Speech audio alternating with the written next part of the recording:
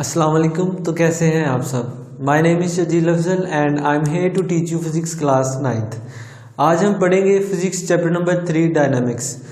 Last lecture में हमने dynamics, inertia, force और मोमेंटम को डिस्कस किया था और साथ ही साथ न्यूटन के फर्स्ट लॉ ऑफ मोशन को डिस्कस किया था। आज हम न्यूटन्स के सेकंड लॉ ऑफ मोशन को डिस्कस करेंगे कि जो हमारे पास न्यूटन का दूसरा मोशन का कानून है वो क्या है। बेसिकली आज का जो हमारा लेक्चर है ये लॉन्ग क्वेश्चन है और बोर्ड के हवाले से भी लॉन्ग क्वेश्चन में बहुत ज़्यादा अहम है। बाज़ का शॉर्ट क्वेश्चन में इसकी स्टेटमेंट पूछ सकता है और फाइनल फार्मूला पूछ सकता है, मगर इसको देखा जाए तो ज़्यादातर इसको लॉन्ग क्वेश्चन में ही पूछा गया है बोर्ड में। तो सबसे पहले अगर आपके पास आ जाता है Newton second law of motion, तो सबसे पहले आप इसकी स्टेटमेंट की हेडिंग देंगे, स्टेटमेंट लिखेंगे। देन आप इसको एक्सप्लेन करेंगे। When a net force acts on a body it produces acceleration in the body in the direction of the net force. The magnitude of this acceleration is directly proportional to the net force acting on the body and inversely proportional to its mass. अब जब हमारे पास acceleration हो वो directly proportion किसके है, net force के है, और इनवर्सली प्रोपोर्शन किसके है, मास के। तो सेकंड हेडिंग जो हमारे पास बनेगी मैथमेटिकल फॉर्म की, तो आप उसको किस तरह लिखेंगे कि जो आपके पास एक्सीलरेशन है बेसिकली उसको हम ए से रिप्रेजेंट करते हैं और किसके है वो फोर्स के, तो फोर्स को हम एफ से रिप्रेजेंट करते हैं। और उसके बाद कहता है कि इनवर्सली प्रोपोर्शनल किसके हैं, अगर आप देख सकें मास के, तो ये आ जाएगा हमारे पास इनवर्सली प्रोपोर्शन मास के इक्वल है। अब मैं इसको मजीद करें हम नेक्स्ट, तो ये हमारे पास आ जाता है एफ ओवर एम। ये एफ यहाँ एफ ओवर एम, तो जो हमारे पास यहाँ एफ यहाँ आ जाएगा और ये आ जाएगा हमारे पास एम और ए। अब हमें पता है कि ये जो हमारे पास सिंबल है ये किसके इक्वल होता है, के के। तो हम इसको ऐसे लिख सकते हैं फिर F इज इक्वल टू के एम और ए। हमें इस चीज़ का भी अंदाज़ा है कि यहाँ जो के है ये कांस्टेंट है। के क्या होता है जी, कांस्टेंट। तो कांस्टेंट के में एस की क्या वैल्यू आएगी हमारे पास न्यूटन्स के अंदर, बेसिकली ये आ जाएगा 1 के इक्वल। जो हमारे पास एस यूनिट है फोर्स का वो क्या है, न्यूटन। एस आई साइड पे लिख लेते हैं यहाँ, S I system international unit of force, वो क्या है जी, न्यूटन। ठीक है। अच्छा, अब हमें कांस्टेंट के की कीमत का भी पता है कि न्यूटन के अंदर इसकी क्या कीमत है 1, तो फिर ये मजीद करेंगे तो ये आ जाएगा F इक्वल टू एम और ए। अच्छा, अब वो हमसे ये पूछ सकता है कि जो डेफिनेशन है न्यूटन के न्यूटन की डेफिनेशन क्या है, तो आप कहेंगे 1 Newton is the force that produces acceleration of 1 metre per second square to the body of mass 1 kg kilogram. तो हमें पता है कि 1 न्यूटन किसके बराबर है, 1 kilogram multiply 1 metre per second square. तो अगर इसको सॉल्व करें तो ये हमारे पास आ जाता है 1 न्यूटन इक्वल है 1 kilogram metre per second square. So I hope कि जो दूसरा कानून है न्यूटन का second law of motion, Newton second law of motion, इसकी आपको समझ आ गई होगी कि लॉन्ग क्वेश्चन जो है इसको किस तरह हम लिखेंगे।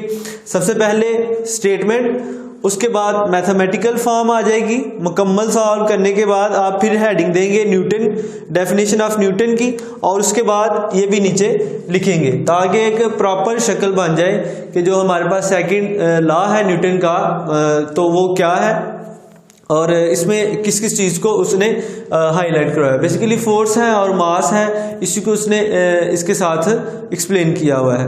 इसके साथ हमारा एक और टॉपिक है मास और वेट। इसको देख लेते हैं कि मास और वेट में बेसिक क्या फ़र्क है। अब हम नेक्स्ट देखते हैं कि हमारे पास जो वेट मास और वेट है ये बेसिकली हमारे पास बोर्ड के हवाले से अगर देखा जाए तो MCQs इसमें से पूछ सकता है और साथ ही साथ शॉर्ट क्वेश्चन में भी इसको पूछ सकता है, दोनों का डिफरेंस। और अगर आप अपनी इस चैप्टर की एक्सरसाइज को देखें तो उसके अंदर भी शॉर्ट क्वेश्चन मास और जो हमारे पास वेट है इसके अंदर उन्होंने क्वेश्चन भी एक दिया हुआ है। अगर क्वेश्चन में पूछे तो आप ज़्यादा से ज़्यादा 3 पॉइंट्स को लिखेंगे, जिसमें सबसे पहले मास क्या है और वेट क्या है, उसके बाद ये कौन सी क्वांटिटी है, फार्मूला और यूनिट को रिप्रेजेंट करेंगे। ठीक है, बाकी सारे जो है वो MCQs के लिए मैंने हर एक को अलग अलग करके लिखा है ताकि जो MCQs है वो बेसिकली दोनों में से 12 हमारे पास MCQs बनते हैं। ठीक है, वो किस तरह बनते हैं और इनमें मेन डिफरेंस क्या है वो देखते हैं।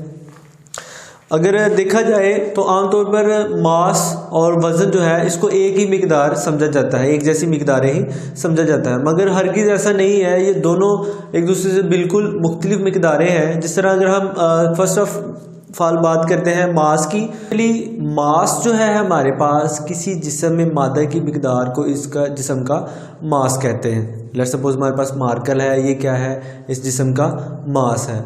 अगर हम बात करते हैं वेट की तो अगर इसके बरक्स मास के बरक्स देखा जाए तो जो किसी जिस्म का वज़न होता है बेसिकली वही जो उसकी ग्रेविटेशन फोर्स जो उसके ऊपर अमल कर रही होती है उसको हम क्या कहते हैं, वेट कहते हैं।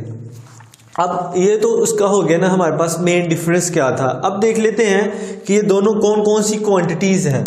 तो जो हमारे पास आ जाती है MCQ में ये पूछ सकता है कि मास कौन सी क्वांटिटी है, तो आप कहेंगे कि mass is a scalar quantity और जो वेट है हमारे पास वो क्या है, वेक्टर क्वांटिटी है। ठीक है, और तीसरे नंबर पे जो पॉइंट है हमारे पास इट डज नॉट, जो तीसरे नंबर पे इसका पॉइंट है वो क्या है, it does not change with the change of place.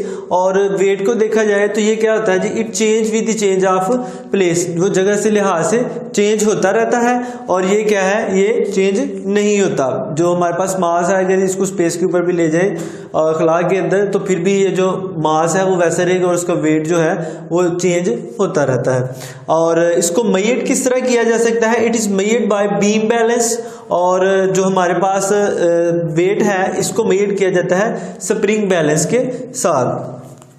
अब बारी आ जाती है फार्मूले की, तो इसका फार्मूला क्या है जी, हमारे पास फार्मूला है m=F/A। और अगर इसका वेट का फार्मूला देखा जाए तो W=mg आ जाएगा।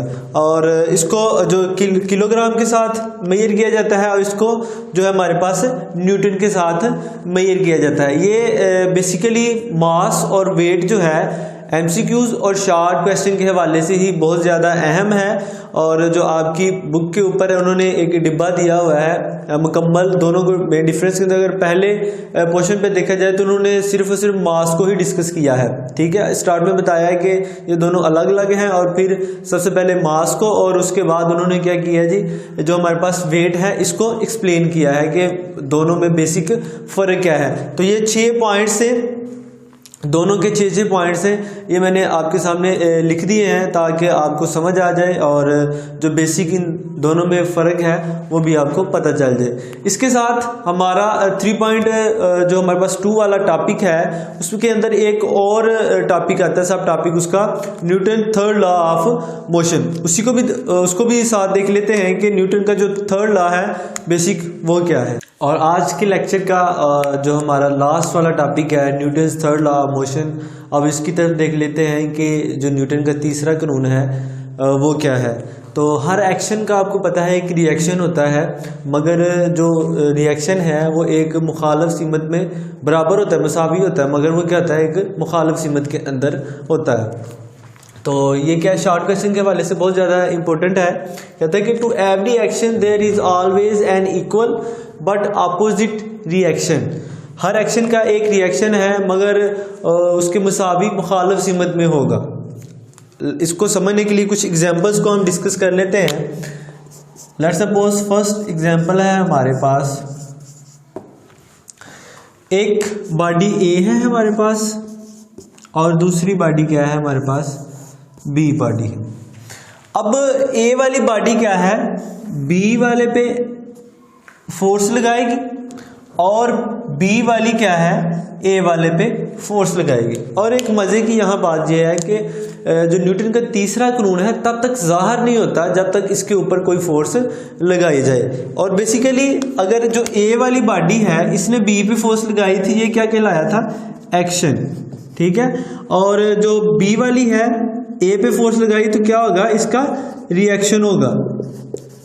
ठीक है, कि जो हमारे पास एक बॉडी दूसरी बॉडी को फोर्स लगा रही है तो उसके ऊपर कोई ना कोई रिएक्शन हो रहा होगा, वो उसके मुसावी होगा लेकिन मुखालिफ सिमत के अंदर होगा। उसके बाद एग्जांपल एक और डिस्कस करते हैं कि आपने देखा होगा कि बलून है, उसके अंदर जब हवा भरे तो वो क्या है? उसका एक्शन। मगर जब हम उसके मुंह जो है ऊपर खला वाला उसको खुला छोड़ दें तो वो मुखालिफ सिमत में हरकत करेगा, लेकिन उसका रिएक्शन होगा कि हमने एक्शन किया और फिर रिएक्शन में वो डाउनवर्ड इस तरह मूव करवाएगा। देख सकते हैं आप कि लेट्स सपोज हमारे पास एक बलून है,